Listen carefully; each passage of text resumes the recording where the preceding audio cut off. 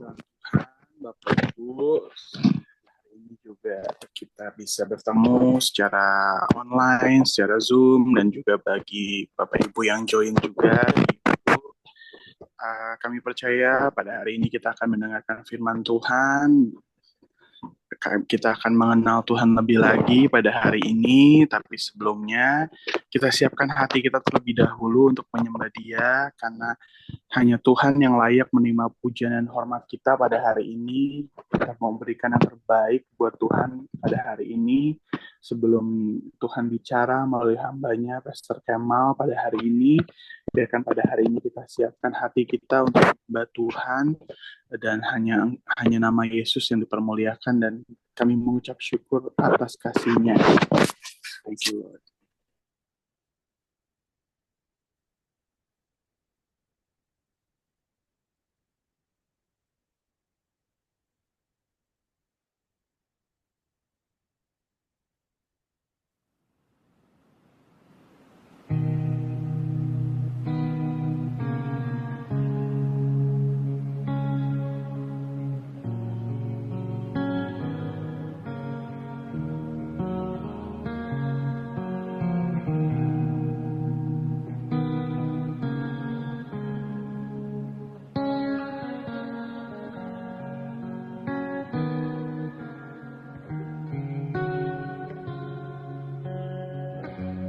I call you faithful for the promises you've kept and every need you've met. Lord, I'm so grateful you were with me every step, and I never will forget when I think of how you bless me, how your hand is never let me go, and never let me go. You have been so good to me. God, I can't believe how you love me. What a friend you have been. So good to me. God, I can't believe how you love me. What a friend you have been. Oh, so good to me. And God, I can't believe how you love me. What a friend you have been. Just so good to me. Oh God, I can't believe how you love me. What a friend you have been.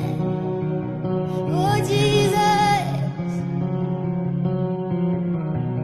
for every morning, for every open door, I call you faithful, and I just wanna thank you, Lord, for every mountain, for every time you brought me through. I call you faithful, and I just wanna thank you, Lord, for your forgiveness, oh, for how you never turned away. I call you faithful, and I just wanna thank you, Lord, for your salvation. You paid the price I couldn't pay. I call you faithful, and I just wanna thank you, Lord.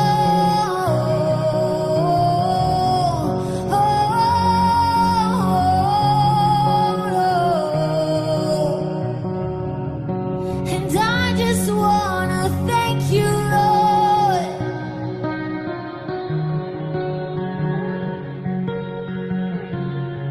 Oh, thank you, Lord.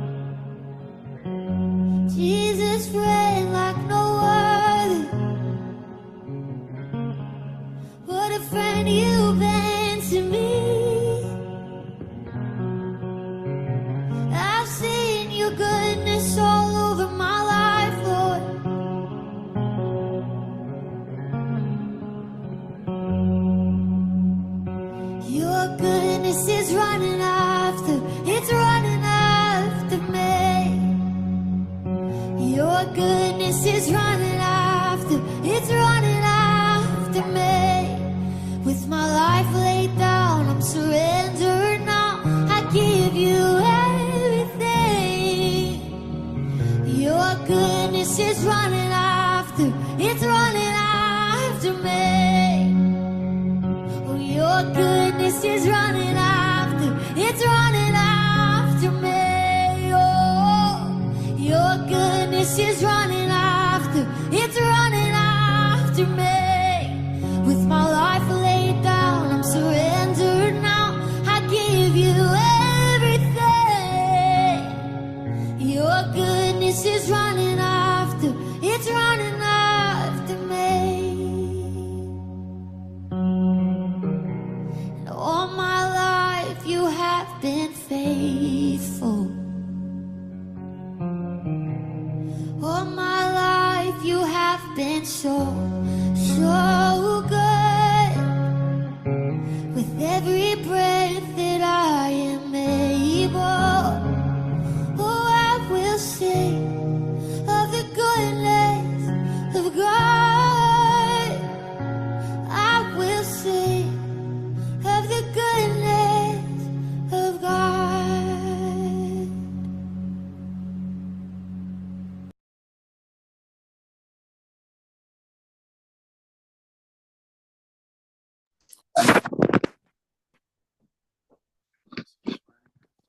Lord, terima kasih Tuhan. Kalau kebaikan-Mu senantiasa Tuhan mengejar hidup kami. Kesetiaan-Mu ada dalam hidup kami Tuhan. Kami mau mengucap syukur Tuhan untuk segala sesuatunya Tuhan. Karya-Mu Tuhan yang bekerja dalam hidup kami Tuhan. Kami ada di tempat ini, kami ada di hidup kami di stages of our life Tuhan, karena hanya karena kasih-Mu Tuhan. Kami mau mengucap syukur atas hal itu Tuhan, pada hari ini Tuhan, kalau Engkau sungguh baik dalam hidup kami Tuhan, teramat baik dalam hidup kami Tuhan, dan kami mau terus memuliakan nama Engkau Tuhan. Kami juga mengucap syukur kalau hari ini kami dikasih kesempatan untuk kami dapat mendengarkan firman-Mu Tuhan, melalui Pastor Kemal Tuhan. Engkau yang mengurapi beliau Tuhan, Engkau yang pakai beliau Tuhan untuk menjadi penyambung lidah Engkau Tuhan. Biarkan pada hari ini ada pengenalan akan Engkau Tuhan. Kami lebih mengenal Engkau, kami lebih mengerti kasih-Mu Tuhan, kami lebih mengerti Tuhan pikiran Engkau Tuhan pada hari ini Tuhan. Biarkan kami menjadi umat-Mu Tuhan yang peka terhadap firman-Mu Tuhan. Menjadi umat-Mu bukan hanya mengerti, bukan hanya menjadi pengamat Tuhan, tetapi kami menjadi pelaku firman-Mu Tuhan yang terlebih penting Tuhan. Terima kasih Tuhan, Kau urapi Pastor Kemal pada hari ini, biar hanya firman-Mu Tuhan yang kami tangkap Tuhan, yang kami terima Tuhan pada hari ini Tuhan, dan biarkan pada hari ini kami juga bisa Tuhan menangkap apa yang ada di dalam isi hati Engkau Tuhan. Terima kasih Tuhan, hanya di dalam nama Yesus kami siap untuk mendengarkan firman-Mu. Amin. Terima kasih, Dave. Ya, kita terima kasih, Pastor David. Jadi mohon maaf juga, Pastor Linda nggak bisa join firman hari ini karena ada kesibukan dalam pekerjaannya. Kami percaya ini juga bukan satu kebetulan. Sebelum kita mendengarkan firman Tuhan, kita berdoa lagi. Kita satu dalam doa. Tuhan, berbicara pada hati kami masing-masing pribadi. Kami hanya mau meninggikan nama-Mu Tuhan. Kami mau lebih memahami arti kenaikan Yesus di dalam kehidupan kami Tuhan. Kenaikan Yesus bukan hanya untuk menebus dosa kami. Minggu kemarin kami udah belajar, tapi kenaikan Yesus yaitu bersyafaat untuk kami semua. Kenaikan Yesus juga untuk mempersiapkan tempat bagi kami semua. Kami sudah berdiskusi banyak kemarin Tuhan. Hari ini kami akan lebih mengenal Engkau lagi Tuhan, lebih mengenal Engkau, esensi dari kenaikan Engkau ke surga Tuhan Yesus. Terima kasih Tuhan Yesus, terima kasih untuk puji-pujian yang membawa kami lebih dekat kepada Engkau. Karena Engkau, you are so good to me. Ya, karena Engkau adalah yang terbaik buat kami Tuhan. Terima kasih, di dalam nama Tuhan Yesus kami berdoa dan ucap syukur. Amin. Shalom, selamat pagi.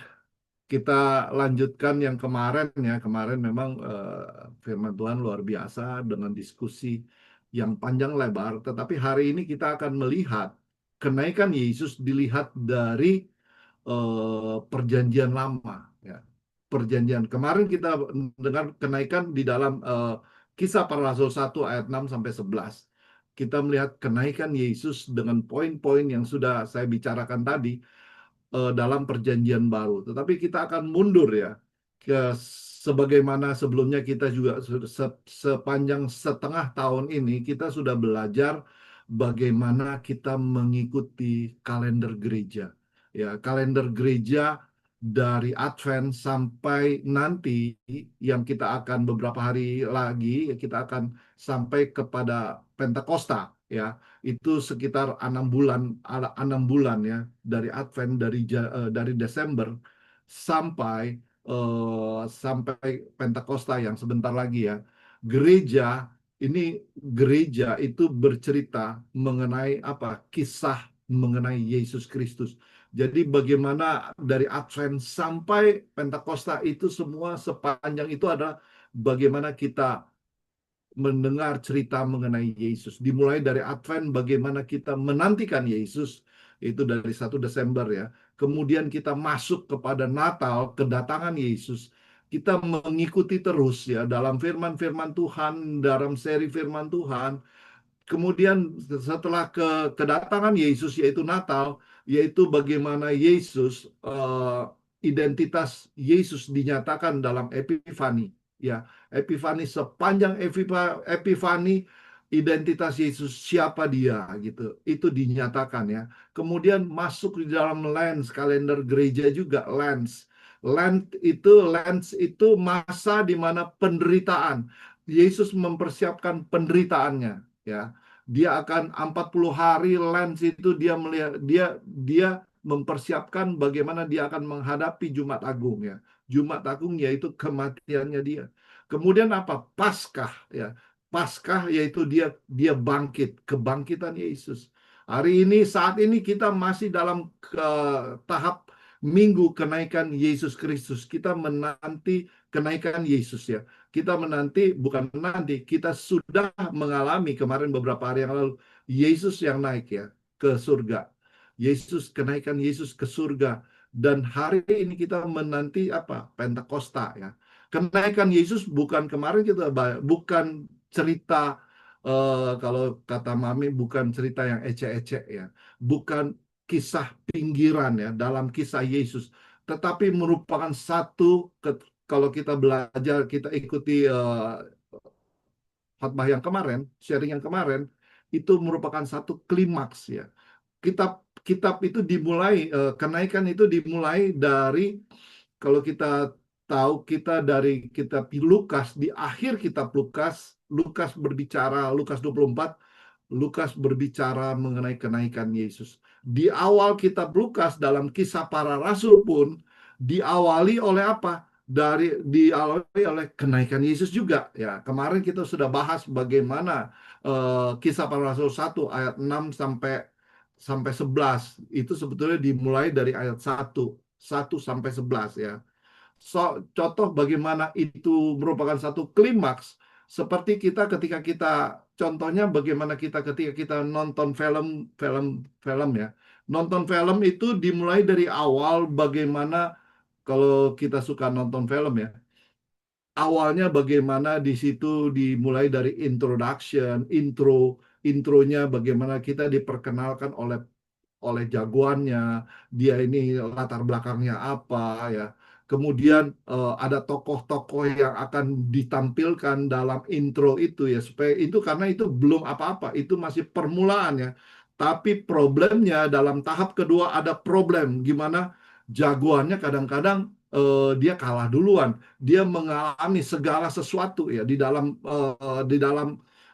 problem yang tahap kedua ya. Kemudian ada tahap ketiga dari film itu di mana ada turning point. Ya, turning point di mana babak di mana dia mulai ini bukan babak terakhir tetapi dia mulai memenangkan satu pertandingan, dia mulai banyak teman-temannya mendukung dia seperti filmnya. Itu di mana dia mulai mulai ada perubahan ya, di mana dia mulai menang ya, dia menjadi jagoan di situ ya. Ini ada satu cerita kenaikan Yesus itu adalah satu turning point. Tadi sebelumnya kita belajar itu merupakan satu klimaks, tetapi di mana kita turning point di mana itu film sudah mulai seru ya. Seru bagaimana kita bersorak-sorai gimana Mbak jagoannya menang, kemenangan demi kemenangan, tetapi belum ending ya. Turning point di mana jagoannya didukung oleh banyak teman-temannya ya. Kalau kita masuk di dalam babak ketiga ini itu sama dengan kita belajar bagaimana kenaikan Yesus ya, turning point di mana kemarin kita lihat itu adalah satu inaugurasi, satu di mana dia sudah mencapai satu puncak kemenangan, dia sudah menyelesaikan, dia sudah diwisuda, dia sudah menyelesaikan pertandingannya. Untuk mengerti tentang turning point, ya tentang kenaikan Yesus, kita harus apa? Kita harus ikut dari awal kalender gereja, ya. Kita ketika kalau umpamanya kita nonton di akhir cerita. Ya, kalau kita masuk di dalam bioskop itu sudah akhir-akhirnya kita nggak bisa esensinya nggak dapat gitu. Tetapi kalau kita mulai dari kalender gereja dari awal, pertengahan ya, sehingga akhirnya kita bisa melihat bagaimana perubahan demi perubahan terjadi ya. Itu adalah turning point. Dari hari ini kita belajar bagaimana untuk lebih mendalami kenaikan Yesus, kita melihat dari kacamata perjanjian lama. Kemarin saya udah bacakan mengenai Ibrani 4 ayat 14 sampai 16 ya. Tapi hari ini kita akan baca lagi Ibrani 4 dari 14 sampai 17. 14 sampai 17 ya. Kemarin kita udah baca, cuman kita akan bahas ini bagaimana peran dari keimaman, peran dari keimaman seorang iman. Saya baca Yesus sebagai imam besar. Di sini dikatakan Yesus adalah sebagai imam besar. Jadi kita sekarang mempunyai imam besar agung yang telah melintasi semua langit, yaitu Yesus. Jadi Yesus telah melintasi semua langit. Di situ dikatakan ya. Ya. Semua langit, yaitu Yesus Kristus anak Allah. Baiklah kita berpegang teguh pada pengakuan iman kita. Kita berpegang teguh pada pengakuannya. Sebab imam besar yang kita punyai bukanlah imam besar yang tidak dapat turut merasakan kelemahan-kelemahan kita. Sebaliknya sama seperti kita, ia telah dicobai dalam segala hal. Hanya saja ia tidak berbuat dosa. Ayat 16, sebab itu marilah kita dengan penuh keberanian menghampiri tahta anugerah supaya kita menerima rahmat dan menemukan anugerah untuk mendapatkan pertolongan pada waktunya ya. Jadi peran dari perjanjian baru itu adalah peran dari Yesus sebagai imam besar sejati. Imam besar sejati ya. Apa yang kita lihat di dalam perjanjian lama? Perjanjian lama. Peran dari keimaman kita lihat yaitu ketika kalau dalam perjanjian baru Yesus telah naik ke surga dan telah melintasi semua. Sekarang kita mempunyai imam besar agung yaitu siapa? Yesus Kristus kalau dalam firman Tuhan ya. Kenaikan dia adalah dalam kenaikan Yesus dalam perjanjian cerita kenaikan kita lihat dalam satu cerita cerita pertama ada berapa cerita? Cerita yang pertama saya nggak tahu kalau waktunya memungkinkan kita akan ada 3 cerita yang saya ambil di sini, yaitu mengenai bagaimana kenaikan Yesus, kenaikan bagaimana merupakan bayang-bayang dalam perjanjian lama, kenaikan Yesus merupakan satu tipologi, dari perjanjian baru. Itu tipologi, jadi sesuatu yang dikasih gambarannya. Mengenai yang pertama adalah bagaimana naiknya Musa ke Gunung Sinai. Itu contoh cerita yang pertama. Bagaimana Musa naik ke Gunung Sinai. Kita lihat dari Keluaran 24 ayat 1. Keluaran 24 ayat 1. Cerita yang pertama, ya, dalam perjanjian lama, di situ jelas dikatakan Keluaran 24 ayat 1-2 ya. Enggak banyak sih. Berfirman kepada Musa, ini terjemahan baru TB2 ya. Di situ naiklah menghadap Tuhan, engkau dan Harun, Nadab dan Abihu serta 70 orang dari antara tua-tua Israel, dan sujudlah menyembah dari jauh. Tetapi hanya Musa sendiri yang boleh mendekat kepada Tuhan, yang lainnya tidak boleh mendekat, dan bangsa itu tidak boleh naik bersamanya. Jadi mereka, Tuhan berfirman kepada Musa, dia harus naik ke apa? Gunung Sinai. Ya, mungkin ada beberapa orang di sini yang pernah naik ke Gunung Sinai. Ya, jadi di situ dia harus naik, dan jadi dia mendekat di Gunung Sinai, tetapi untuk sampai ke Gunung Sinai hanya Musa. Jadi ada tahapan-tahapan yang dilalui ya. Tahapan dia dilalui. Berarti yang pertama adalah bagaimana Musa naik ke Gunung Sinai. Kemudian Keluaran 24 ayat 4 sampai 6 di situ juga Musa menuliskan firman itu keesokan paginya, ayat 4 sampai 6 ya. Ia mendirikan mezbah di kaki gunung itu dan 12 tugu sesuai dengan ke-12 suku Israel. Dia buat mezbah dan dia buat tugu di situ.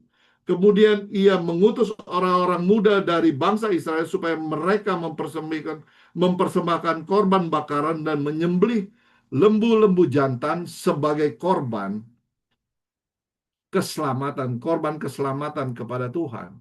Jadi dia bangun mezbah, ya, Musa membangun, dia suruh membawa korban, ya. Korban, ya. Ayat 6, sesudah itu Musa mengambil sebagian dari darah itu, dituangkan ke dalam bejana-bejana, sebagian lagi disiramnya ke dalam mezbah itu, ya. Di situ kita notice di situ bagaimana Musa menjalankan tugas keimamannya. Dia membawa korban. Itu adalah tugas keimamannya, ya. Dia membawa korban untuk persembahan, ya. Dari ke-12 suku di situ di dalam poin ketiga. Dan poin ketiga, ya, pertama tadi kita lihat Musa naik dan yang lainnya ada di sekitar situ. Yang kedua adalah bagaimana kita notice Musa menjalankan tugas keimamannya, yaitu apa? Dia membawakan korban, dia mempersembahkan bagi Tuhan. Poin yang ketiga di sini dikatakan Musa, kalau kita ada banyak ayat di sini, cuman saya nggak baca semuanya. Kalau kita bisa baca pelan-pelan dari Keluaran 25, tadi 24 ya, 25 sampai Keluaran sampai terakhir 31, di situ diceritakan bagaimana Musa melakukan syafaat, ya. Bagaimana Musa melakukan syafaat, Musa melakukan mediasi kepada Tuhan, ya. Musa melakukan syafaat dan Musa bermediasi kepada Tuhan, ya. Bagi siapa? Bagi umat Israel, bagi bangsa Israel yang terdiri dari 7 pasal yang tadi, 25 sampai 31. Dia Musa menerima hukum Tuhan yang Tuhan berikan dalam 2 loh batu, ya. Musa membela bangsa Israel di hadapan Tuhan, ya. Dia sebagai mediator. Musa membela bangsa Israel, ya. Ketiga baru yang keempat di sini adalah poin keempat dari cerita Musa ini, karena setelah Musa naik, setelah dia naik, ya, Musa tidak berhenti, dia tidak berdiam diri di Gunung Sinai, dia tidak berhenti di situ, dia nggak stop yang lainnya turun, enggak, ya. Musa ngapain Musa? Musa turun, ya. Musa turun kembali ke bangsa. Di dalam perjanjian baru, ya, kita lihat Yesus naik ke surga dan Roh Kudus turun, ya, dalam Pentakosta yang sebentar Yesus naik dan Roh Kudus turun. Kenaikan Yesus untuk apa? Memberikan Roh Kudus turun kepada kita. Roh Kudus yang disebut sebagai Roh Kristus yang turun kepada kita, ya, di dalam Pentakosta yang sebentar lagi. Kita lihat Musa turun menyampaikan berkat Tuhan kepada bangsa Israel. Perhatikan pola ya. Pola ini kita perhatikan bagaimana pola cerita kenaikan ini. Ada kenaikan, ada naik, Musa naik, ada korban sebelum naik ya, ada persembahan sebelum naik, ada syafaat ya. Kemudian bukan hanya bersyafaat, tetapi Musa turun ya. Musa turun. Naik membawa korban, bersyafaat, kemudian turun. Cerita ini adalah model tipologi ya, model tipologi, model apa ya? Model bayang-bayangan ya. Model yang cerita yang akan nanti aslinya diceritakan kepada kisah Yesus sendiri yang kita kita kita dengar pada hari ini, pada kemarin, yaitu bagaimana kenaikan Yesus kita peringati, bagaimana pencurahan Roh Kudus yang sebentar lagi kita peringati. Cerita ini yang cerita kedua yang saya akan bicara mengenai bagaimana imam besar ya. Cerita kedua tadi, cerita pertama adalah Musa. Cerita kedua bagaimana, saya cepat aja, imam besar yang masuk ke dalam ruang maha kudus atau ruang maha suci. Ya, kita lihat dalam Imamat 16, kita nggak baca semuanya. Imamat 16 di situ. Imamat 16 kita bisa lihat ini adalah perayaan hari pendamaian. Kita nggak baca sih, cuman kita buka di situ hari, kalau dalam topik di situ hari pendamai, yaitu Yom Kippur. Kita tidak baca semuanya karena ini akan kita bingung karena ada prosesi-prosesi yang harus dilewati oleh imam besar. Tetapi turning point di situ dikatakan ayat 15. Imamat 16 ayat 15. Lalu ia menyembelih kambing jantan yang akan menjadi korban penghapus dosa. Dia menyembelih kambing jantan, imam-imam itu, dan bangsa itu, dan membawa darahnya masuk ke dalam tabir. Darah itu harus diperlakukan seperti ia memperlakukan darah lembu jantan. Ia harus memercikannya ke atas tutup pendamaian dan ke depan tutup pendamaian itu. Jadi turning point bagaimana ada korban yang dibawa, ayat 15. Ini adalah turning point yang kita dirayakan pada orang-orang Israel, yaitu dari Yom Kippur ya. Jadi semuanya ini adalah bagian ya, mendiami. Jadi umat Israel setelah pasal ini, jadi bagaimana sebelum pasal 16, bagaimana umat Israel diajak untuk mendekat pada hadirat Tuhan. Setelah pasal 16 ada persembahan yang dilakukan. Setelah pasal 16 ya, umat Israel diajar untuk dia mendiami hadirat Tuhan. Dia semua menjadi ambil bagian dalam hadirat Tuhan. Sama seperti kita ketika kita sudah dimenangkan, dosa kita menjadi bagian dalam hadirat Tuhan. Di sini turning point, imam besar masuk ke dalam ruang maha kudus ya. Kita lihat ini adalah puncaknya ketika dia masuk ke dalam ruang maha. Bait suci adalah, kalau kita pelajari bait suci adalah ada pelataran. Kita mungkin kalau ada yang pernah lihat, di situ ada pelataran ya. Ada pelataran di situ, ada, kalau saya bisa baca, bisa lihat di depan pelataran itu, pas masuk di pelataran itu ada apa? Ada mesbah korban. Ada mesbah korban, baru ada bejana untuk apa? Pembasuh. Ada bejana lagi. Pertama tempat korban, ada bejana, baru ada ruang kudus ya. Ada ruang kudus, di situ ada roti sajian di tempat ruang kudus. Makin lama makin ke dalam ya, ada tabut perjanjian, yaitu ruang maha kudus. Jadi dari tahap pertama orangnya mungkin agak banyak, makin ke dalam ya, ada tingkatan-tingkatan, makin ke dalam makin ke dalam, makin sedikit orang yang boleh masuk sampai kepada ruang Maha Kudus. Hanya imam besar yang boleh masuk. Ya. Ada tahapan-tahapan ini secara simbolik. Jadi artinya apa? Makin ke dalam dia naik ya. Makin ke dalam semakin naik ya. Secara simbolis itu makin ke dalam karena sudah sedikit orang, sama seperti Gunung Sinai ya. Tetapi ketika mau masuk ke Gunung Sinai cuman Musa sendiri ya. Kita lihat ketika imam besar masuk ya ke Bait Allah, mereka harus mempersiapkan apa yang dia bawa. Mereka harus membawa persembahan korban ya. Pertama adalah membawa persembahan korban untuk dosanya dulu gitu. Untuk dosanya dulu, karena apa? Mereka juga orang berdosa. Kalau imam besar ya. Kalau kita lihat di dalam ayat 3 pasal 16, di situ dikatakan pasal 16 imamat.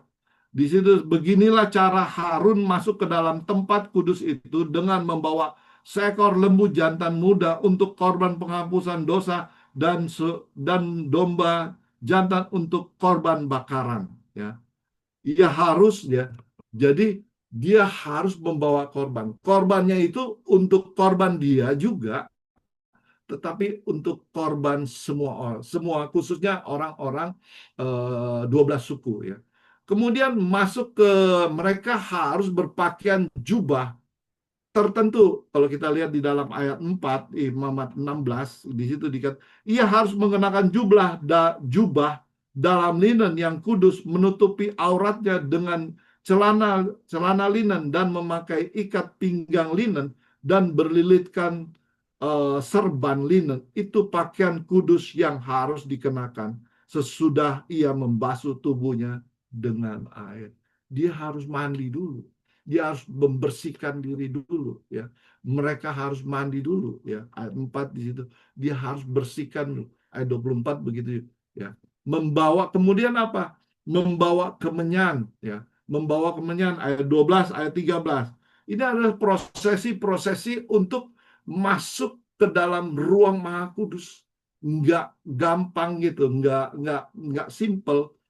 Ya, ayat 12 13 di situ ia harus mengambil perbaraan yang penuh dengan bara api di atas mezbah di hadapan Tuhan serta segenggam penuh dupa wangi yang digiling sampai halus lalu membawanya masuk ke belakang tabir. Kemudian ia harus meletakkan dupa itu di atas api di hadapan Tuhan sehingga asap dupa itu menutupi tutup pendamaian yang di atas hukum Allah supaya ia jangan mati ya. Kenapa dia harus tabut itu dupa itu menutupi ini supaya apa? Supaya dia jangan mati ya. Membawa kemenyan dupa itu untuk apa? Supaya yang bawa itu enggak mati. Mereka harus memercikkan darah berapa kali? Kita lihat dia memercikan darah korban lembu jantan dengan jarinya sebanyak 7 kali. Ya. Kita lihat sebelum dia naik, ya, ada persembahan korban. Sebelum dia masuk ke dalam lembah, masuk dalam ruang Maha Kudus, ada persembahan, ada kemenyan, ada prosesi-prosesi ya. Itu adalah bagaimana dia harus naik. Kita lihat sebelum naik ada persembahan. Menarik ya. Jadi ini adalah tipologi juga bagaimana imam-imam melakukan apa yang menjadi bagian. Tapi bedanya adalah dia harus membawa korban bakaran untuk dosanya sendiri. Kalau dalam perjanjian baru, Yesus membawa dosa-dosa kita karena dia nggak bawa dosa, karena dia nggak berdosa. Amin, saudara. Itu adalah imam yang sejati, imam besar kita. Yang ketiga adalah tujuan imam besar. Tujuan imam besar masuk untuk apa? Yaitu bersyafaat. Imam besar masuk ke dalam masuk ke dalam kemah. Kita masih bicara mengenai imam besar ya. Imamat ini ya. Dia pakai apa? Dia pakai baju itu dikatakan namanya adalah baju efod, ya, memakai baju efod, baju yang bertuliskan 12 suku. Artinya imam besar masuk mewakili suku Israel di dalam mediasi. Dia bermediasi dengan Tuhan. Imam besar masuk ke dalam ruang Maha Kudus, dia naik, dia membawa korban, dia bersyafaat, dan dia keluar membawa berkat. Masuknya imam besar itu melalui ruang Maha Suci juga, ya, merupakan tipologi atau bayang-bayangan, ada atau model bagi bagi bagi perjanjian baru juga yang akan digenapi oleh Yesus Kristus. Tipologinya di dalam perjanjian lama, antitipologinya adalah dalam perjanjian baru, ya. Cerita yang ketiga sama dengan tokoh, yaitu dari cerita Daud. Ya, mungkin kita belajar, ya, Daud kan bukan imam, ya betul gitu. Daud memang seorang raja, dia bukan imam, ya. Daud adalah seorang raja, tetapi di sini dia tetapi selama hidup Daud banyak melakukan fungsi-fungsi imam. Fungsi-fungsi keimamannya dilakukan oleh Daud, ya. Daud semasa hidupnya pernah meminta roti imam. Dia minta roti imam, ya. Daud yang membawa tabut perjanjiannya ke Yerusalem. Daud membawa tabut perjanjiannya ke Yerusalem. Artinya dia membawa naik, ya, Yerusalem kita tahu di dataran tinggi. Dia bawa naik ke Gunung Sion, Gunung Allah, yaitu Yerusalem. 2 Samuel 6 kita lihat dari cerita ini, ada cerita yaitu dalam 2 Samuel 6 di situ diceritakan tabut perjanjian pindah ke Yerusalem. Tabut perjanjian pindah ke Yerusalem, 2 Samuel. Nah, nanti kita lihat dulu, ya. 2 Samuel 6 bagaimana tabut perjanjian dalam konteks awalnya. Tabut perjanjian 2 Samuel 6 sudah di situ, ya. Tabut Allah dipindahkan ke Yerusalem. Tabut perjanjian dipindahkan di ayat 13 di situ dikatakan, ayat 13 di situ dikatakan ketika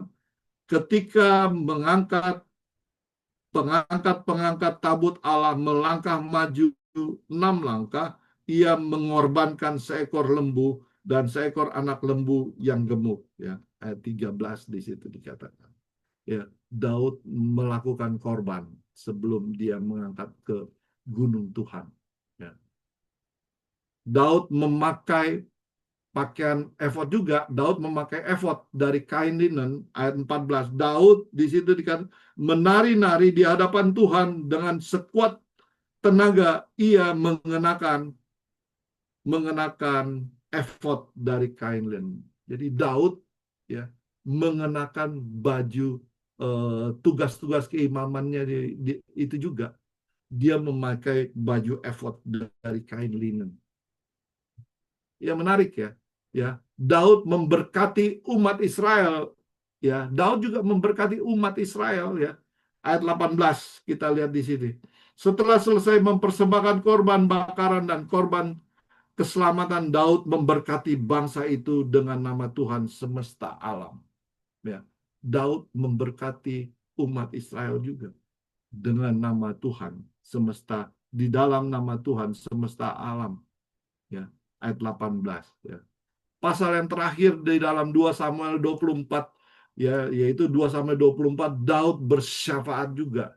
Dia mendoakan, dia mendirikan mezbah juga di pasal 24. Daud bersyafaat bagi umat Israel di tempat tinggi, ya, yaitu di Bukit Moria di sebelah Yerusalem. Dia bersyafaat di situ, tempat penting di dalam sejarah, di mana pengorbanan Ishak oleh Abraham, ya, di mana Abraham membawa Ishak ke tempat itu juga, ya, untuk dikorbankan menjadi lokasi suci bagi Salomo. Daud bersyafaat karena Israel kena tulah, ya. Kita tahu karena apa? Dosanya Daud sendiri. Dia membawa dosa, dia bersyafaat untuk dianya juga, gitu. Bukan hanya umat Israel, tetapi yang kena itu umat Israel. Kita lihat pola ini sama yang ada, yaitu dia naik ke Yerusalem, dia membawa korban, ya, dia memberkati, dia bersyafaat, ya. Bukan hanya naik, tetapi juga dia turun untuk membawa berkat bagi umat Allah. Ini ada satu cerita, tiga dalam dalam masih banyak lagi cerita, tetapi ini ada tiga bagaimana tipologi di dalam perjanjian lama dan digenapi di dalam perjanjian baru ketika Yesus naik ke surga. Apa yang terjadi dalam perjanjian baru ternyata sudah dirangkai di dalam perjanjian lama.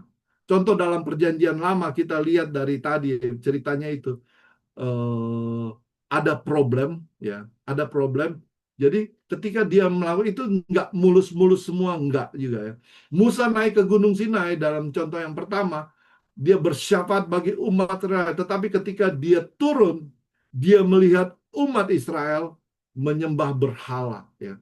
Dia menyembah berhala. Artinya bukan hanya membawa berkat, Tuhan membawa berkat, bukan hanya berkat Tuhan, ya. Musa membawa juga penghakiman. Dia menghakimi orang-orang yang menyembah berhala. Imam besar sama, ketika masuk ke dalam ruang Maha Kudus, terlebih dahulu dia membawa korban atas dosa-dosanya sendiri.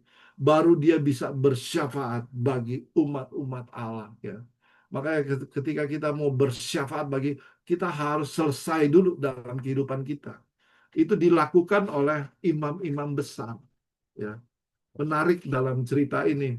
Terus Raja Daud, bagaimana Raja Daud? Bagi Raja Daud, dia bersyafaat bagi Israel, tetapi justru bersyafaat juga bagi dosa-dosanya sendiri, ya, yang mengakibatkan Israel kena tulah, ya. Jadi di sini makanya ada Mazmur 24, di situ dikatakan, Mazmur 24 ayat 3 sampai 5, Mazmur 24 ayat 3 sampai 5, di situ dikatakan, Mazmur 24 ayat 3 sampai 5, siapakah yang boleh naik ke atas gunung Tuhan? Siapa yang boleh naik di atas gunung? Siapakah yang boleh berdiri di tempat yang maha kudus? Ya, siapa? Ya, itu hanya orang-orang yang bersih hatinya, orang-orang yang bersih tangannya dan murni hatinya, yang tidak menyerahkan dirinya kepada yang semu dan yang tidak bersumpah palsu. Dialah yang akan menerima berkat dari Tuhan. Amin, saudara. Dan keadilan dari Allah penyelamat.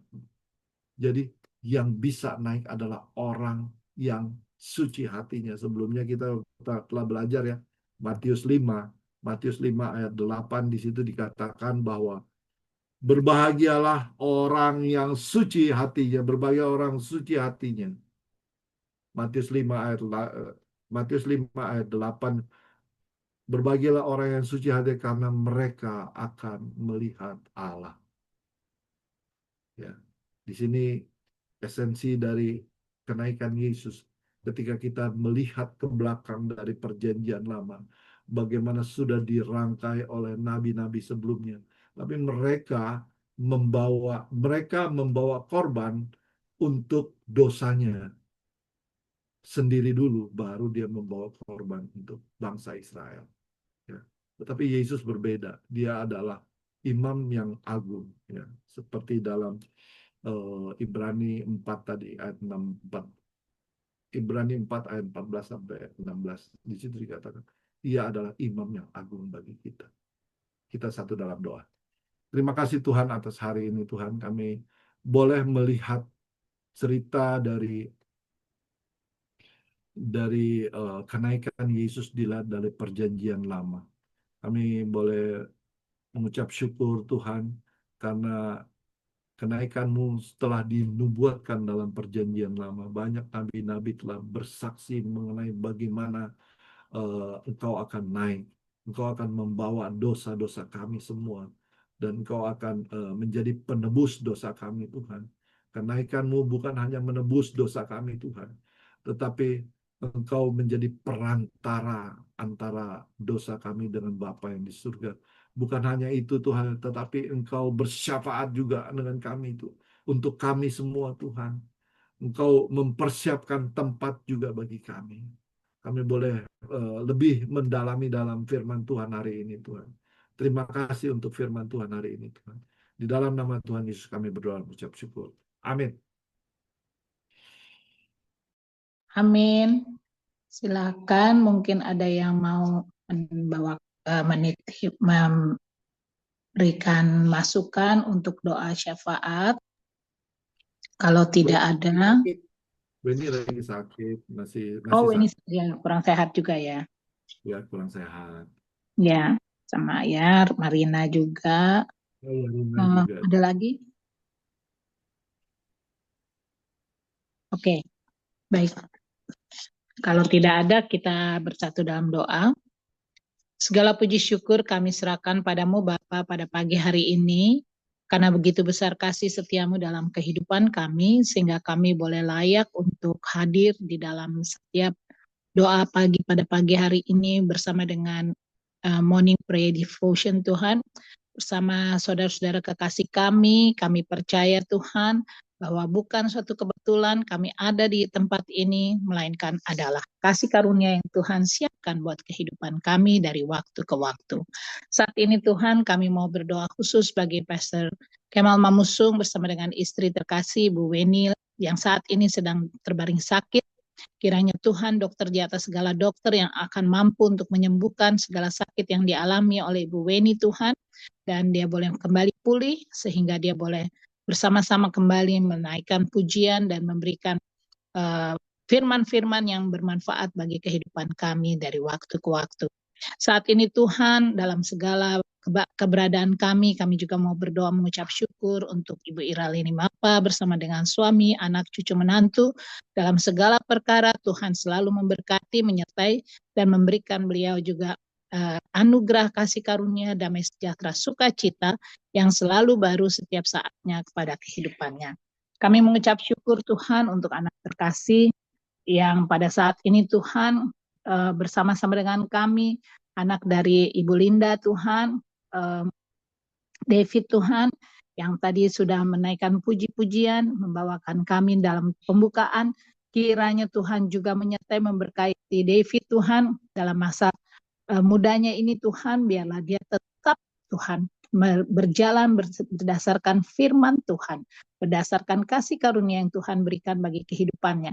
Pasangan hidup yang terbaik Tuhan sedang mempersiapkan untuk David sebagai yang tertua, kiranya dia juga boleh menjadi kesaksian yang indah, yang baik adanya bagi adik-adiknya.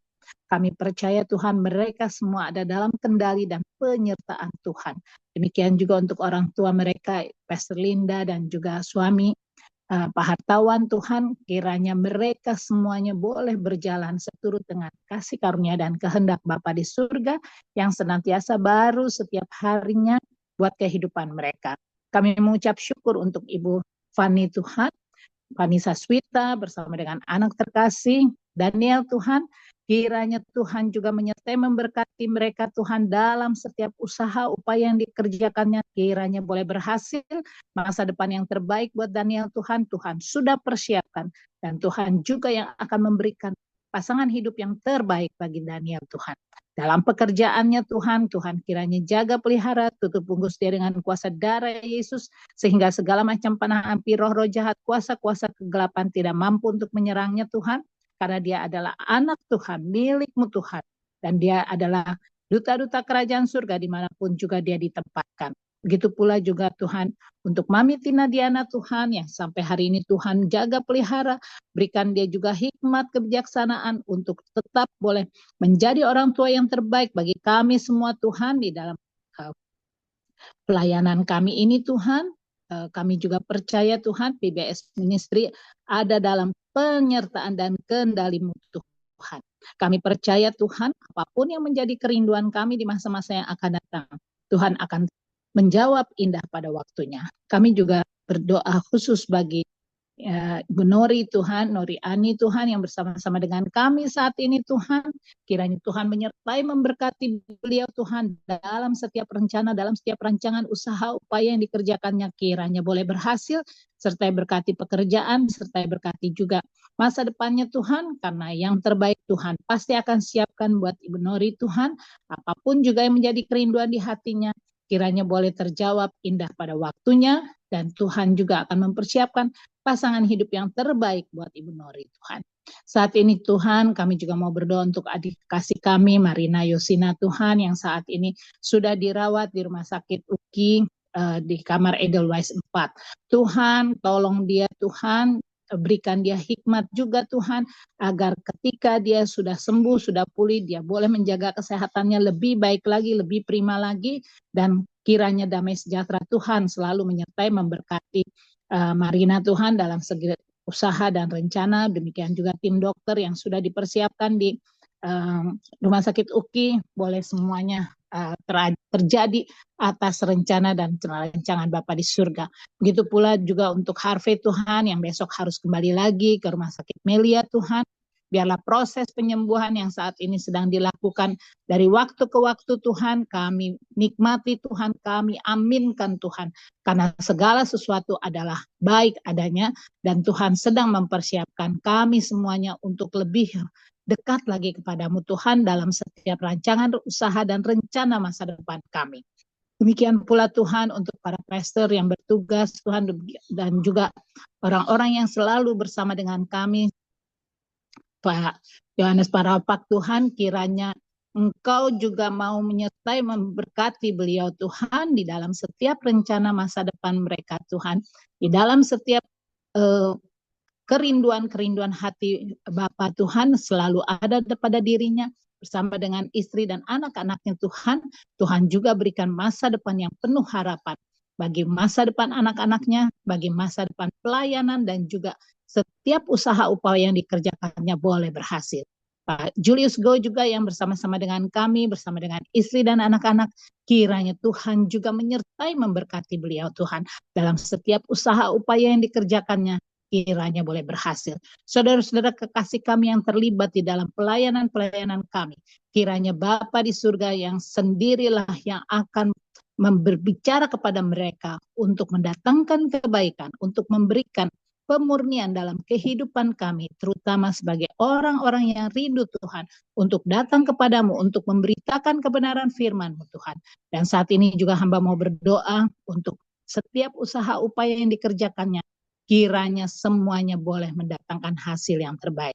Berkati pula juga Kris Tuhan, suami hamba bersama dengan anak kekasih hamba Keisha Tuhan, yang esok hari dia akan merayakan ulang tahunnya yang ke-27. Kiranya Tuhan juga akan memberikan dia hikmat agar dia semakin hari semakin dewasa, baik secara rohani maupun secara jasmani.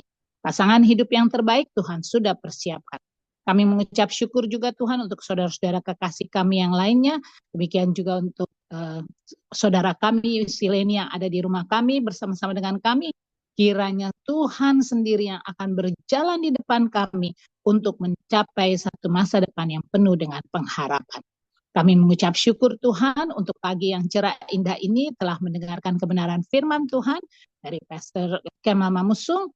Kiranya Tuhan juga akan memberikan hikmat bagi kami agar apa yang kami dengar kami boleh menjadi pelaku-pelaku firman dalam setiap usaha upaya yang kami kerjakan.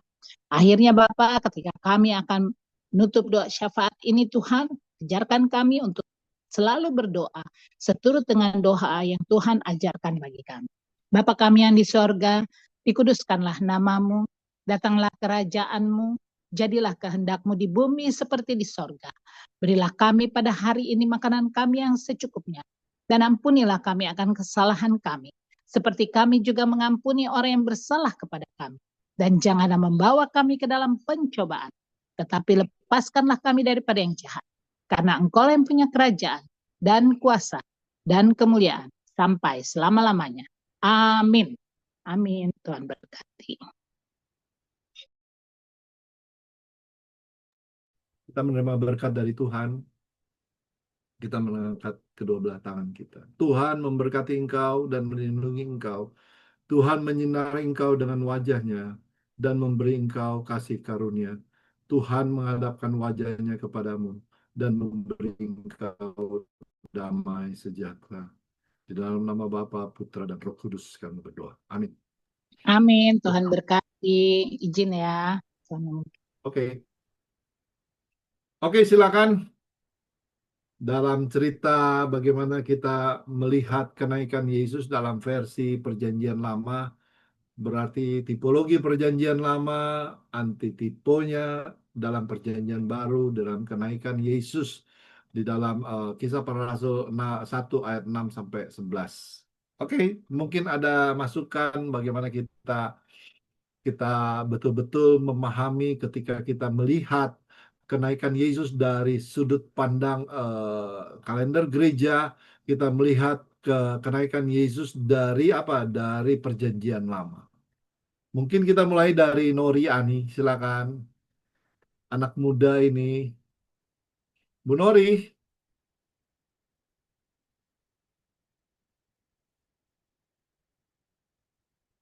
Nori masih ada atau masih sibuk?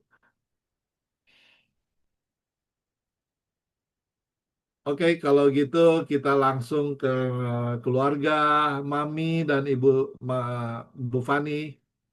Silakan, nggak terlalu banyak orang hari ini. Kita bisa cepat.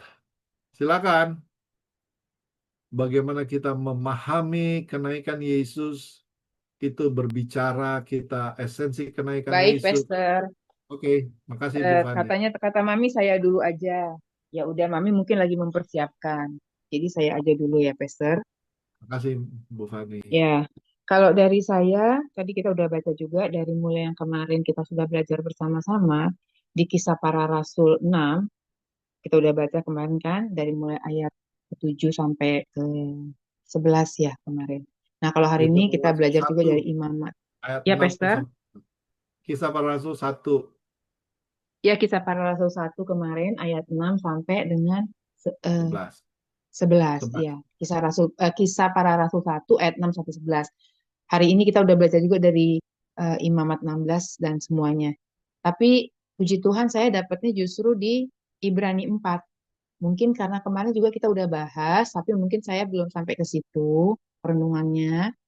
Nah, saya dapatnya masih tetap yang sama, Pastor. Makna dari kebangkitan Tuhan Yesus itu yang saya dapat dari mulai kejadian sampai wahyu itu nggak ada yang putus. Itu semua nyambung, semuanya itu relate. Jadi Tuhan yang kita sembah, Tuhan Yesus kita ini, Tuhan yang Allah yang kita, God, our God of universe ini memang Allah yang sangat dahsyat dan luar biasa, nggak terbantahkan lagi. Dari sebelum dunia dijadikan itu nggak ada yang putus, Pastor. Semuanya continue gitu. Jadi kalau kita mau baca dari Imamat itu, bagaimana dari Perjanjian Lama, tapi saya puji Tuhan dapatnya di Ibrani ya, Pastor. Saya dapat di Ibrani 4 ayat 14 sampai 15. Bahwa Tuhan Yesus juga tahu di ayat ke-15, dia tahu kelemahan-kelemahan kita, Pastor. Karena dia begitu rindu di mana dia berada, kita berada. Tapi dia nggak semena-mena biarin kita sendirian gitu. Saya semakin belajar, tepatnya dari mulai kemarin ya, sampai pagi hari tadi saya bangun, saya tetap merenungkan yang masih itu. Nggak tahu ya kalau saya belum move on, saya nggak ngerti juga ya. Tapi saya nggak move on-nya justru di ayat ini, Pastor.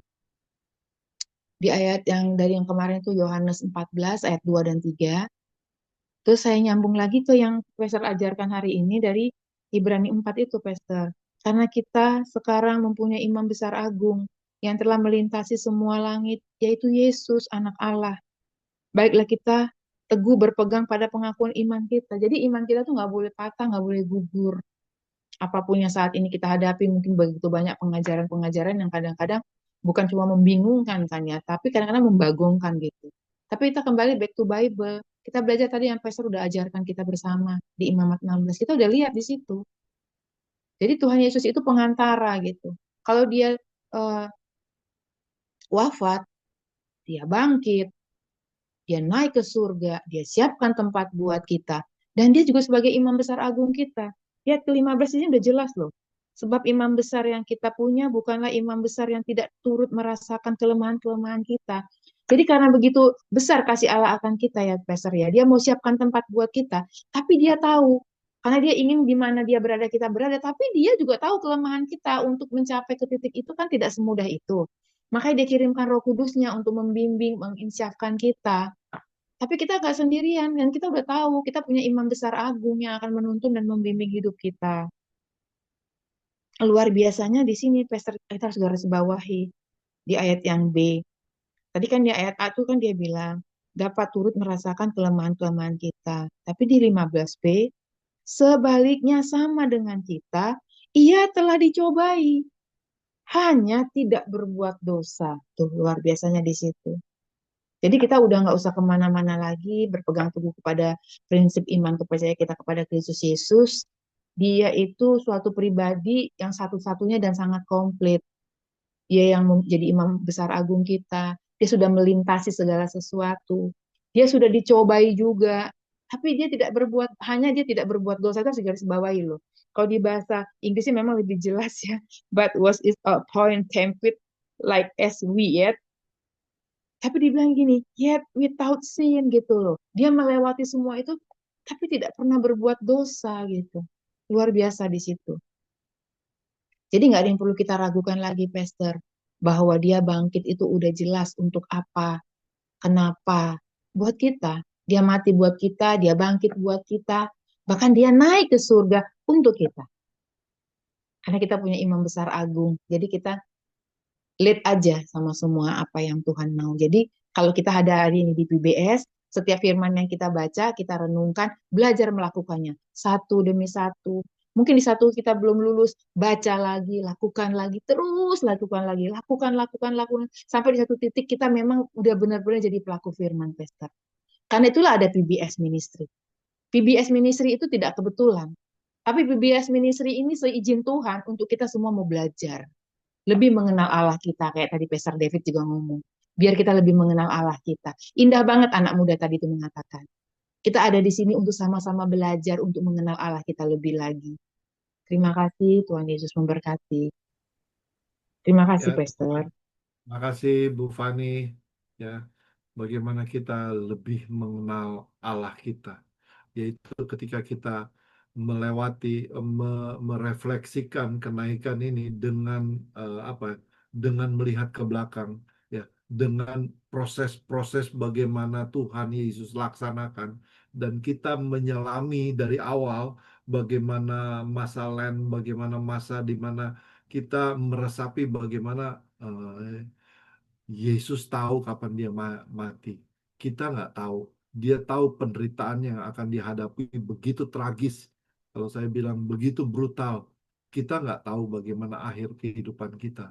Yesus tahu. Dan dia memang dia mengalami bagaimana nanti dia akan melewati. Dia ditinggal oleh murid-muridnya. Bapa sendiri meninggalkan dia gitu. Itu adalah satu proses yang luar biasa ketika kita menyelami itu, sehingga ketika kebangkitannya dia menjadi pemenang. Apalagi setelah kenaikannya dia diinaugurasikan, dia sudah menyelesaikan tugas. Itu adalah satu proses. Ketika kita meresapi itu dari kalender gereja, khususnya dari perjanjian lama. Kalau kita lihat imam-imam besar semua yang tadi kita cerita, itu nggak ada di ayat tadi Bu Fani bilang, iya, hanya saja Yesus tidak berbuat dosa. Mereka semua berbuat dosa dan mereka semua perlu penebusan, perlu korban bakaran. Bedanya dengan imam besar yang kita punya adalah imam besar yang tidak berbuat dosa. Ya, dosa kita malah yang ditanggung. Ini luar biasa sekali. Jadi kenaikan Yesus itu betul-betul kita harus resapi secara apa ya? Secara rohani ya. Oke, silakan. Kita coba lagi ke Bu Nori Ani. Kalau masih belum bisa nanti next. Ini dia bisa. Makasih Nori Ani. Silakan. Iya, firman Tuhan tadi tentang kenaikan Tuhan yang dimana dia jadi imam besar buat kita semua, buat Mori. Dia turut merasakan kelemahan-kelemahan kita, tapi dia dia kan 100% Tuhan, tapi 100% manusia. Jadi sekalipun dia 100% manusia, tapi dia eh, benar-benar menjaga, benar-benar bersekutu karib, benar-benar memberikan teladan, sekalipun dia anak, sekalipun dia pribadinya 100% Allah, tapi dia benar-benar bergantung mutlak ya sama Bapa ya. Sehingga memang benar-benar dia tidak ada cacat celah sama sekali. Sekalipun di tengah-tengah kesakitan, di tengah-tengah penderitaan, di tengah-tengah penolakan, semua penistaan ditimpakan ke dia, tapi dia benar-benar bergantung mutlak sama Bapaknya. Sehingga dia bisa melakukan semuanya seperti kehendak Bapa. Sehingga dia bisa menjadi teladan sebagai imam besar. Dia menjadi penerobos, perintis buat saya orang yang sering nggak berdaya, buat kita orang-orang yang sering udah ditebus, udah diselamatkan, tapi sering masih jatuh mengasihani diri sendiri. Tapi Tuhan tahu saya ini penerobos buat kamu, saya ini perintis buat kamu. Ya, jadi Allah itu jadi jaminan satu-satunya buat Nori secara pribadi ya. Masih banyak kegagalan, masih banyak kelemahan. Tuhan itu benar-benar jadi imam besar buat saya. Memampukan saya untuk hidup berkenan sama Tuhan. Meskipun saya prosesnya luar biasa ya, pastor. Saya juga mengalami proses luar biasa. Hanya mungkin bedanya saya itu, Tuhan itu kan nggak bercacat celah ya, nggak berdosa ya. Kalau kita kan punya gagalnya. Tapi bagaimana Tuhan? Aku udah menang, aku udah mati untuk dosamu. Aku hidup, aku bangkit selama-lamanya. Bahkan dia naik. Ya, dia berikan kita penghibur. Dia berikan kita penolong yang lain. Ya. Jadi kita nggak dibiarkan yatim piatu, pastor. Kita nggak dibiarkan sendiri bergulat atau bergumul untuk melakukan kehendak Tuhan atau untuk mematikan semua kedagingan kita itu enggak. Tuhan tuh real, Tuhan tuh nyata. Ya kalau misalnya Nori sampai hari ini masih bisa, bukan hanya bertahan tapi masih bisa berdiri di hadapan Tuhan. Semua karena kebaikan Tuhan. Semua karena pertolongan Tuhan. Tadi kan pastor bilang, Tuhan mengenal kita, Tuhan tahu kita.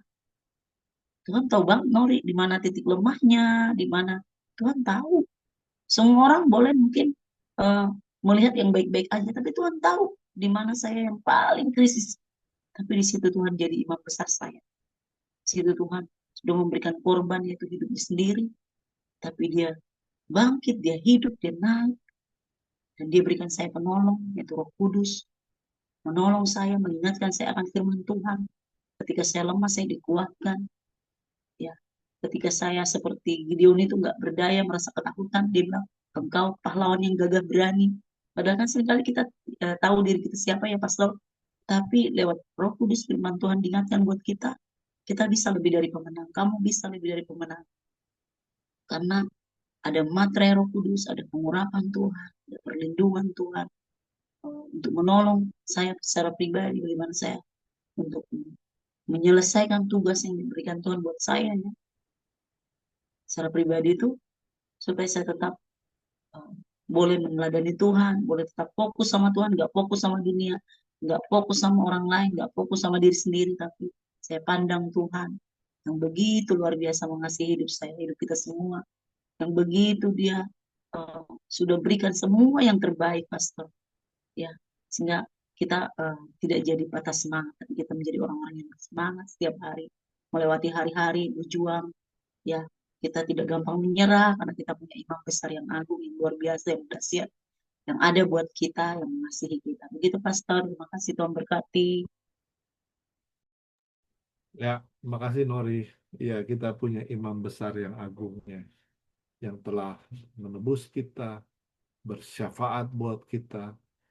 Dia menjadi pembela kita dalam firman Tuhan. Dia menyediakan tempat bagi kita. Ini satu apa ya? Privilege buat kita semua anak-anak Tuhan dianugerahkan demikian. Terima kasih Ibu Nori. Kita lanjut ke Mami Tina. Ya, Pastor. Pertama, shalom semuanya, Pastor Kema, Ibu Ira, Ibu Tirsa, Ibu Weni, ya, Mbak Nori, anakku. Terima kasih semuanya yang luar biasa kamu nak. Jadi untuk itu pertama kita mengucap syukurlah terlebih saya ini ya masih bisa bernafas. Nggak ada juga sesuatu kurang apapun Tuhan kasih beri kepadaku luar biasa kalau masih bisa jalan seperti ini ya. Karena banyak dulu lebih muda dari saya udah pakai kursi roda sampai sekarang ada lagi yang jantungnya sudah dipasang ring ya. Jadi luar biasa kalau Tuhan Yesus itu bagi kita, bagi saya. Aku bilang, Tuhan Yesus engkau baik, sungguh baik, sangat baik, teramat baik. Sebenarnya aku nggak layak menerima itu semuanya. Karena dia terlalu baik, sungguh baik, sangat baik, teramat baik. Ya, jadi sebab firman ini ayat dari kitab Perjanjian Lama sampai perjanjian kitab Kejadian sampai Wahyu itu about our Jesus hanya satu.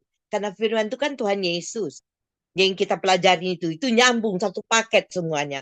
Jadi kita sebenarnya tidak bisa memilih-milih ya dari kitab Kejadian sampai Wahyu. Dan Wahyu lah yang happy endingnya ya. Kalau kita menjadi pelaku firman untuk itu tidak gampang ya. Mesti saya baca ini ya, yaitu hanya firman Tuhan yang menguatkan kita itu. Ibrani 4 ayat 12. Sebab firman Allah hidup dan kuat dan lebih tajam daripada pedang bermata dua manapun. Ia menusuk amat dalam sampai memisahkan jiwa dan roh, sendi-sendi dan susuk. Ia sanggup membedakan pertimbangan dan pikiran hati kita. Dan ayat 13, tidak ada suatu makhluk yang tersembunyi di hadapannya, di hadapan Tuhan ya, Tuhan Yesus. Sebab segala sesuatu telanjang dan terbuka di depan mata dia. Yang kepadanya kita harus memberikan pertanggungan jawab. Amin. Itu tidak gampang ya. Karena Tuhan sudah mati terlebih di atas kayu salib. Serahkan tubuhnya dan nyawanya. Oh, darah itu tercurah atas kepala sampai telapak kaki untukku, untuk kita semua berdosa. Harusnya kita ini yang harus menanggung semua itu karena dosa-dosa kita kan. Dia Allah yang kudus. Dia dicobai ya seperti tadi Bu Fani sudah jelaskan dalam firman ini di Ibrani 4 ya. Ia telah dicobai hanya tidak berbuat dosa. Sebab itu marilah kita dengan penuh keberanian menghampiri tahta kasih karunia 16 supaya kita menerima rahmat dan mendapatkan kasih karunia untuk mendapat pertolongan kita pada waktunya itu, pada hari kekalan, pada hari kesemuanya sudah digenapi di firman ini. Luar biasa kan firman ini, firman Allah ini luar biasa ya. Nggak ada kitab lain lebih luar biasa dari kitab kita ini, the Bible ya, luar biasa. Jadi back to the Bible. Jadi sebab itu mari kita dengan penuh keberanian menghadapi tahta kasih karunia. Kasih karunia ya, karena Tuhan Yesus yang telah mati untuk kita, orang yang berdosa. Harusnya kita yang dia menanggung semuanya hutang-hutang dosa kita.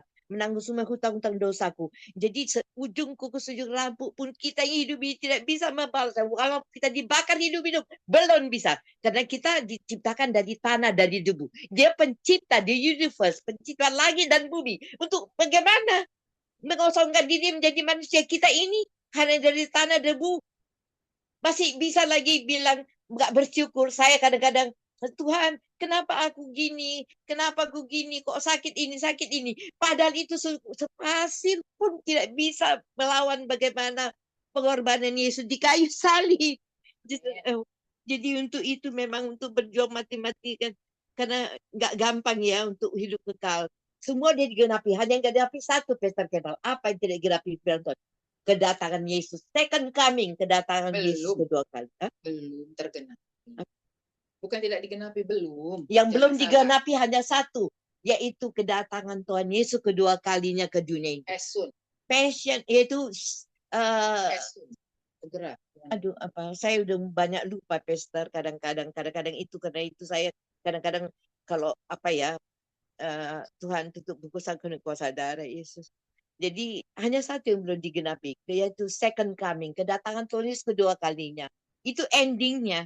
Kalau nanti Tuhan Yesus datang di awan permai, apakah kita semuanya, bukan hanya keluargaku, bahkan orang yang nggak percaya juga, kita diberkati kan bukan untuk diri sendiri, bukan untuk dengan hanya saya dengan keluargaku, tetapi juga kan Yerusalem, Judea, Samaria, orang nggak mengenal Tuhan di sekelilingku, tetanggaku kanan kiri.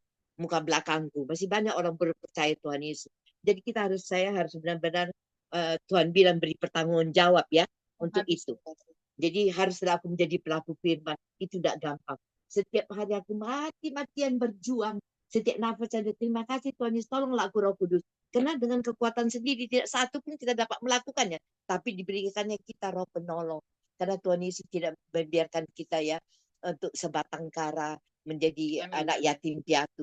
Tapi diberi Roh penolong itu Roh Kudus. Roh penolong itu Yesus sendiri. Karena kita belum bertemu muka dengan Tuhan Yesus. Tapi diberinya kita Roh penolong seperti dia berikan kepada murid-muridnya. Aku tidak membiarkan mereka meninggalkan kamu menjadi sebatang kara, tapi aku tetap menyertai kamu. Aku berikan Roh penolong, yaitu Roh Kudus. Amin. Amin. Jadi hanya Roh Kudus yang sanggup menolong kita. Amin. Terima kasih Mami. Cukup panjang lebar ya. Jadi di sini dikatakan Yesus adalah Imam Agung, sebagai Imam Agung di dalam seluruh.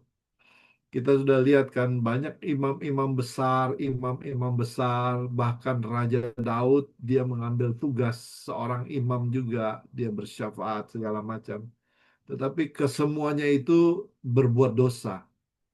Makanya di sini dikatakan, jadi karena itu sekarang, kapan? Sekarang di ayat 14. Kita mempunyai imam agung, imam besar agung yang telah melintasi semua langit. Yang lain ini nggak melintasi semua langit, walaupun raja-raja ya. Yaitu Yesus yang melintasi semua langit. Ya, semua berarti ya seluruh langit. Yaitu Yesus Kristus, anak Allah. Baiklah kita berpegang teguh pada pengakuan iman kita kepada siapa? Kepada Yesus. Terima kasih Mami. Nah, terakhir kita dengarkan Ibu Ira sebelum Ibu Ira tutup dalam doa. Oke.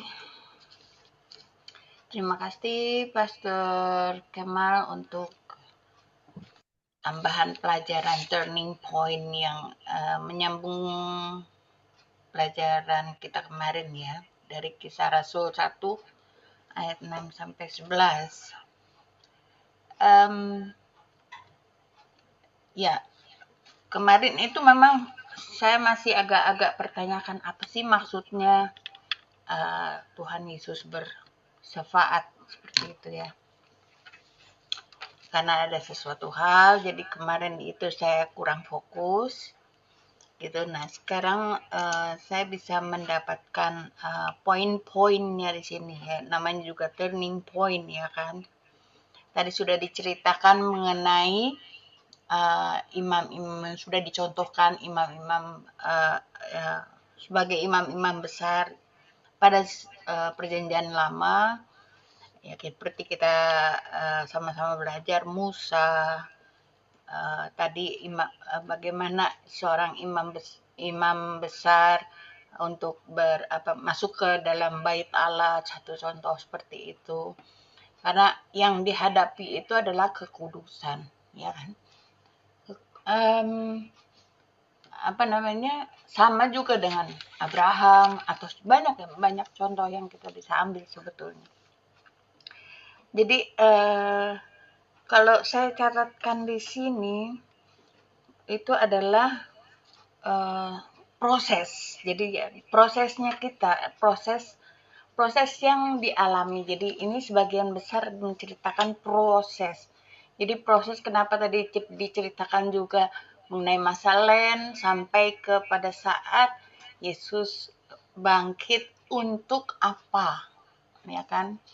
Kembali ya, kalau saya itu untuk apa, itu pasti saya akan mengajak itu kita harus berpikir ini untuk apa sih, gitu. Jadi supaya kita bisa lebih memperdalam bahwa apa yang makna di Alkitab itu kita bisa gali terus gitu ya.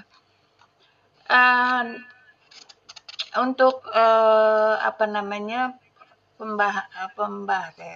firman Tuhan, bukan pembahasan ya, firman Tuhan yang pada saat ini di catatan saya mencatat ini adalah bukan kita menyebutnya imam besar agung, tapi kalau untuk saya malah lebih tepatnya itu imam besar kekal.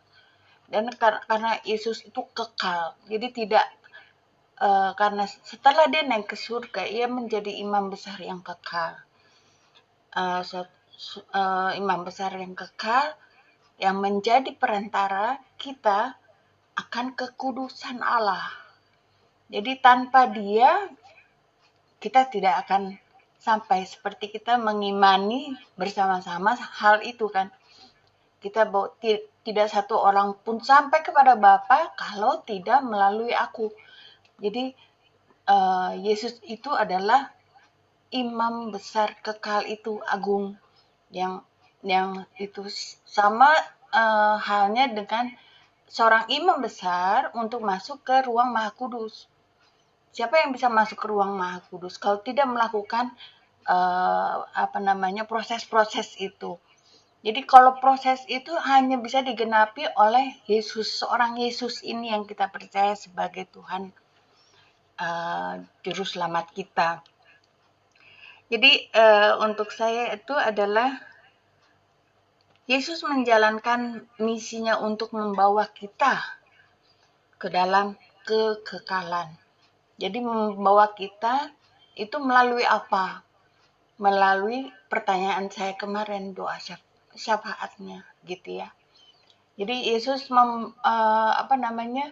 Yesus bersyafaat untuk kita supaya apa? Supaya kita jangan kita mengikuti teladannya, kita melakukan segala sesuatu yang sudah dicontohkannya di dunia gitu. Jadi untuk menjaga keselamatan kita, menyempurnakan doa dan ibadah kita itu melalui Roh Kudus semua yang Allah kasih untuk berada sebagai nanti kita akan rayakannya itu di beberapa hari mendatang. Itu untuk apa? Karena ya persiapan Tuhan mau mempersiapkan kita supaya kita menghadap kekudusan Allah nanti. Jadi syafaatnya Yesus itu adalah pengertian saya adalah ke arah sana. Seperti itu ya. Jadi mungkin itu yang saya bisa sampaikan, itu yang saya terima penjelasannya mengenai hari ini. Terima kasih Pastor Kemal. Jadi kita menambah lagi pelajaran di mana apa yang sudah tertulis di Alkitab itu bukan ecek-ecek kata Mami. Jadi bukan ecek-ecek yang sesuatu kata itu punya penuh makna. Jadi hati-hati kalau kita membaca Alkitab itu kita harus betul-betul dengan hati yang kudus. Dan kita juga mengajarkan kita juga untuk bersyafaat dalam keadaan yang betul-betul baik. Betul-betul kita minta ampunkan dosa kita dulu. Kita segala macam lah itu ya, yang kita kuduskan dulu diri kita baru kita bersyafaat. Kalau tidak, karena kalau kita bersyafaat itu makanya untuk saya tuh doa syafaat itu berat. Gitu berat karena apa? Kalau kita tidak layak, kita tidak layak atau tidak dilayakkan gitu ya.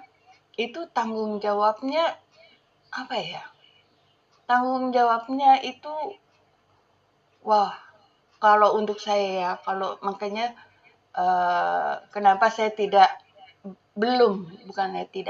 saya belum memasukkan saya punya jadwal untuk doa syafaat, karena kalau kita berdoa syafaat itu kita tidak boleh main-main, karena di dalam doa syafaat yang kita naikkan itu adalah dari hati, dari semuanya itu Tuhan supaya mendapat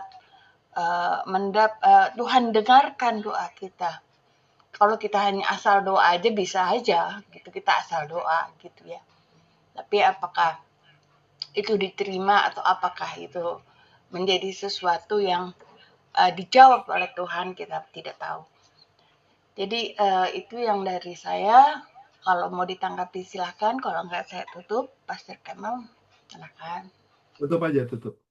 Oke. Makasih ya, Bu Ira. Ya. Baik, kita akan mengakhiri perjumpaan kita pada hari ini. Kita akan berdoa. Terima kasih Tuhan, Allah Bapa yang bertata dalam kerajaan surga. Terima kasih untuk pengajaran hari ini. Pengajaran yang belum pernah kami rasakan, belum pernah kami pikirkan di dalam kehidupan kami sehari-hari. Dan pada hari ini biarlah pengajaran ini boleh tinggal bersama dengan kami Tuhan, dan kami boleh mengerti dan bisa memahami terus karya-karya kebesaran-Mu. Kau sebagai imam besar kekal yang agung, yang kami sembah dan kami nantikan kedatangannya untuk kedua kali. Dan kami yakin Tuhan, kami sebagai anak-anak Tuhan yang menanti-nantikan Tuhan selalu diberkati dan disertai oleh Engkau, oleh Roh Kudus yang selalu menyertai kami kemanapun kami berada. Terima kasih Tuhan. Kami akan menutup perjumpaan kami pada hari ini Tuhan. Temukan kami kembali besok untuk mendengarkan firman yang daripada-Mu untuk kami pelajari. Di dalam nama Tuhan Yesus Kristus yang adalah Tuhan dan Juru Selamat kami yang hidup. Amin. Amin. Amin. Terima kasih Pastor Kemal. Terima Pastor kasih Bu Kemal, Ira. terima kasih Mbak banyak ya Nori. Pastor Kemal. Salam sama Ibu